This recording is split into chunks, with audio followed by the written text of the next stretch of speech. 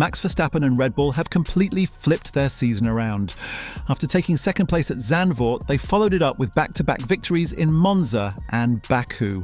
What looked like a fading campaign has now turned into a comeback story. From being 97 points behind Piastri after Hungary, Max has closed the gap to just 69 points, with 7 races still remaining. That deficit still makes him an underdog for the championship, but mathematically, it's possible. He would need to outscore Oscar by roughly 10 points per round to take the title. What makes this even more exciting is how pressure is starting to show on the young contenders. Both Norris and especially Piastri have begun to make small but costly mistakes now that they're in the spotlight of their first real title battle. Verstappen, on the other hand, thrives in these moments. His calmness, experience, and relentless ability to punish every rival's misstep will only make the rest of this championship even more gripping to watch. If Red Bull can maintain this newfound pace, Max has every bit of talent and focus to pull off a late-season miracle. But beyond the points and standings, what's truly fascinating is how Red Bull achieved this turnaround. The RB21 has evolved into one of the quickest machines on the grid, not because of a single magic upgrade, but through a series of refinements spread across several races. While many teams are already shifting focus toward 2026, Red Bull decided to keep improving their current car. Under technical leadership and with Verstappen's precision behind the wheel, the RB21 has transformed into a genuine race-winning package, especially on low downforce circuits. The key changes began around the Belgian Grand Prix, where the team introduced a major aerodynamic package. This included a redesigned front wing to better manage airflow, plus new side pod inlets and engine cover updates working together to improve cooling. That efficiency meant they could close off more bodywork on high-speed tracks like Monza and Baku, reducing drag and gaining straight-line speed. They also refined suspension arm shapes and rear brake ducts to improve the car's balance and overall downforce distribution. After the summer break heading into Monza, Red Bull added another layer of performance with a completely revised floor that was optimized to pair with the Spa front wing. Verstappen was the only one running the new floor, but even that limited rollout made a clear difference. The team also designed a special low-downforce rear wing setup just for Monza, a track where Red Bull struggled badly the year before. While other teams reused old parts, Red Bull invested time and resources into a bespoke solution. This decision paid off. Verstappen felt so confident that he chose to trim even more downforce before qualifying.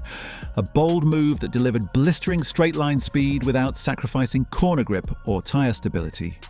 The result was a perfectly balanced car that dominated both qualifying and race pace. All these updates show that Red Bull's engineering team now have a much deeper grasp of their car's aerodynamic platform compared to rivals like Ferrari. They can add more downforce without triggering the bouncing or plank wear issues that have plagued others. The outcome is clear. The RB21 is now fast, efficient and reliable, and Verstappen's resurgence in performance is the proof. We've also started to see a small but noticeable step forward for Yuki Tsunoda. Throughout most of the year, he's been running with a car that's not on the same specification as Max's. Before Zandvoort, his form had dipped badly. 7 consecutive races without scoring a single point and 3 early Q1 exits. But since the team's recent improvements, things have begun to change. Yuki has reached Q3 in 2 of the last 3 weekends, and even scored points at Zandvoort before taking his best result of the entire season with a 6th place finish in Baku. Now, this doesn't suddenly mean Red Bull's second driver situation is fixed. That seat has been one of the toughest in Formula One for years.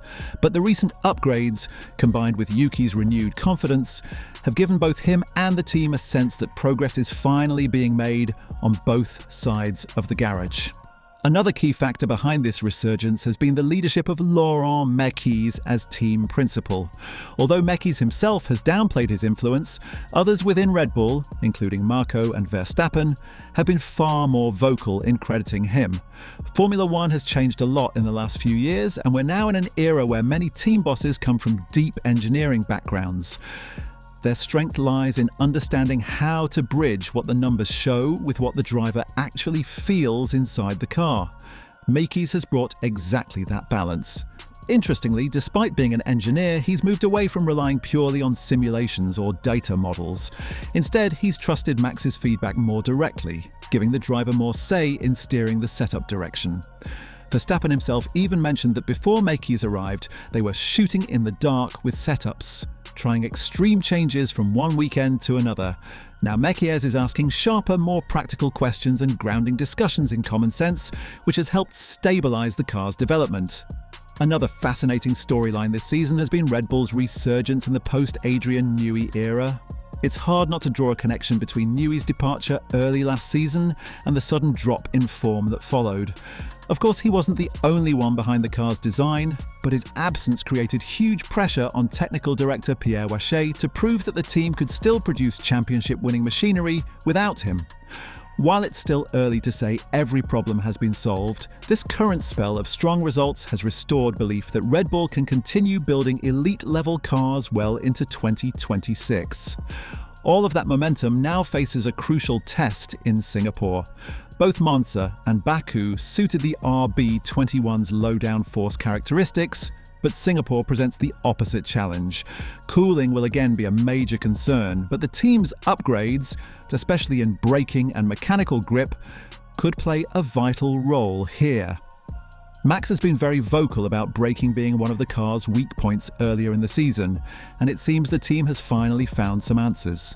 Singapore, though, is notoriously tricky. It's bumpy, slow and unforgiving, a place where Red Bull have struggled since the ground effect era began. These new generation cars are so complex that it's nearly impossible to make one perform perfectly across every circuit. With modern F1 cars getting faster each year, many corners that used to challenge drivers are now taken flat out, meaning teams often focus less on optimizing slow-speed performance. That's exactly why Singapore will reveal how well the RB21 truly handles.